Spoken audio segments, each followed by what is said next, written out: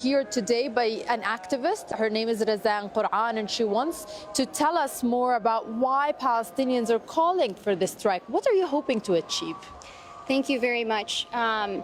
First of all, it's important to say this is a united call by the masses, as you stated. This is not coming out of a specific political faction. You have the lawyers' union, the teachers' union, student councils across Palestinian universities, across historic Palestine. We're all united in this call for a strike.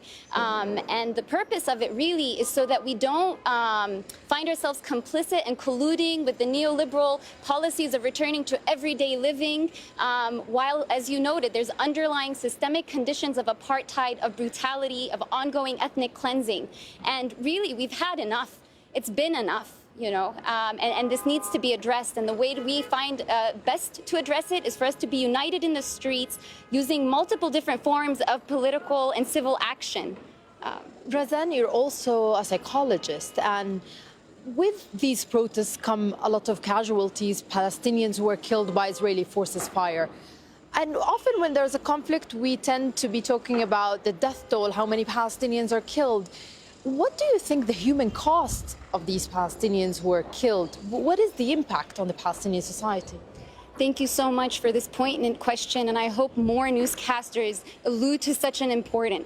As you see on your screens, the numbers, the toll increasing, there are human lives behind this. Riyad Shkantanna was killed with his wife and 5 children in one blow.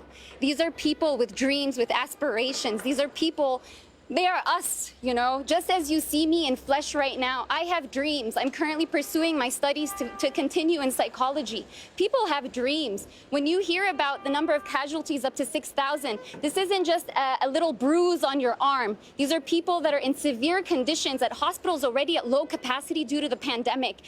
We're not being able to get any resources into Gaza to even deal with this. When you're hearing about bombing, they're using daylight to pull bodies from under the rebel. They're seeing blood splatter everywhere, a population that is majority children. When you hear of Muhammad al-Kurd or Muna al-Kurd, these children in Gaza are them. They are people that were displaced in 1948, 73 years ago. If we do not stop this ethnic cleansing and dispossession now, you render 2 million people under a closed prison. Nothing enters, nothing exits, dreams collapsing in front of them, and yet we fight, and yet we resist, and yet we dream. And we invite you to engage in conversations like this.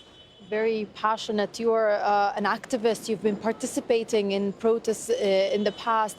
What do you want to see the Palestinian Authority, the Palestinian leaders do? Well, I would say be a leadership.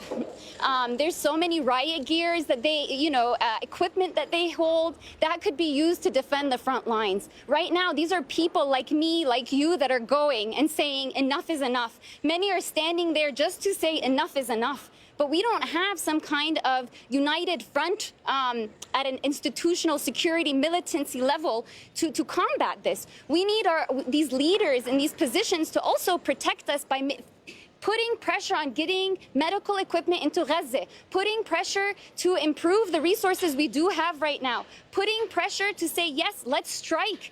There is nothing left to live for every day other than our liberation and our freedom. We've already seen 220 killed just since May 7th. Just since May 7th of this year. The toll over 73 years is too much, and this is a time the Palestinian Authority step up, take on this responsibility. No more security coordination as the first step they can take. Thank you so much, Razan Quraan. She is